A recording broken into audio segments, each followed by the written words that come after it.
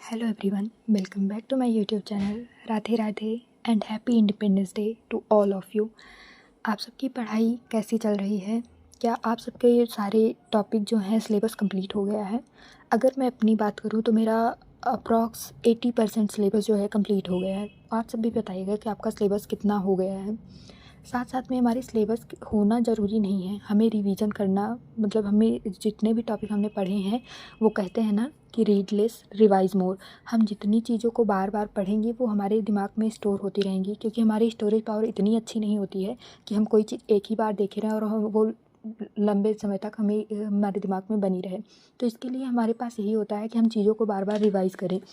और सारा टॉपिक जो है कंप्लीट करने के बाद आप भी रिवीजन ज़रूर करिए। और ऐसा नहीं कि आप ये मत देखिए कि अगर आपका सिलेबस नहीं कंप्लीट हुआ है तो मैं तो यही कहूँगी कि आप फिर भी रिवीजन ज़रूर करते रहिए, कि हफ्ते 2 हफ्ते में रिवीजन करिए।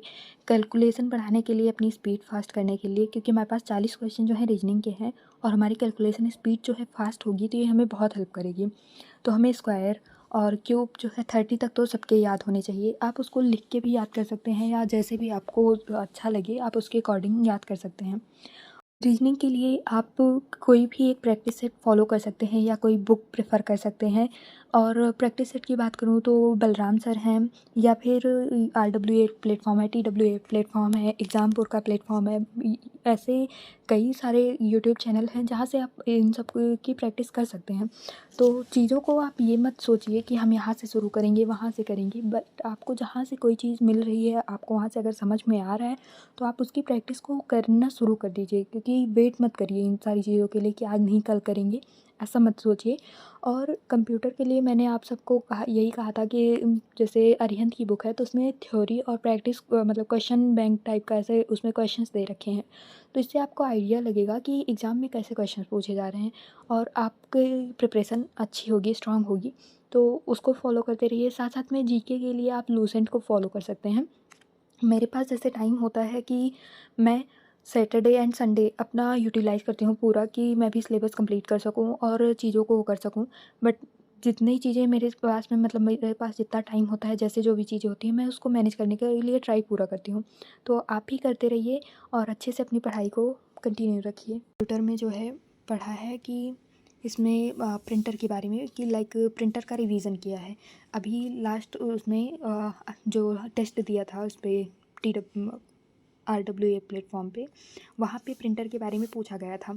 तो ऐसे मैं कोई चीज़ अगर पढ़ती हूँ, जैसे रिवीजन करती हूँ, तो उसके छोटे छोटे पॉइंट्स लिख लेती हूँ कि वो लिख के मुझे याद करने में ज़्यादा अच्छा लगता है। कि जैसे प्रिंटर जो है 1938 में आया, इसके जो इन्वेंटर हैं वो चेस्टर कार्लसन है, और इसकी जो मेजरमेंट यूनिट है वो DPI है, डॉट पर इंच। और प्रिंटर के 2 टाइप हैं, impact and non impact printer. Impact में 2 आते हैं, कैरेक्टर और लाइन प्रिंटर।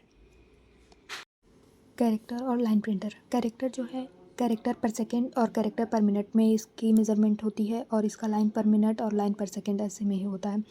और जो हमारा नॉन इम्पैक्ट प्रिंटर है इसको हम TIL से वो कर सकते हैं कि तिल, जैसे थर्मल, इंकजेट और लेज़र प्रिंटर इसमें नॉन इम्पैक्ट प्रिंटर में आते हैं। और इसकी जो मेज़रमेंट यूनिट है वो पेजेस पर मिनट PPM में है। तो ऐसे ही करके आप भी अपनी चीज़ों को रिवाइज़ करते रहिए और अच्छे से अपनी पढ़ाई को करते रहिए। Stay tune. Thanks for watching.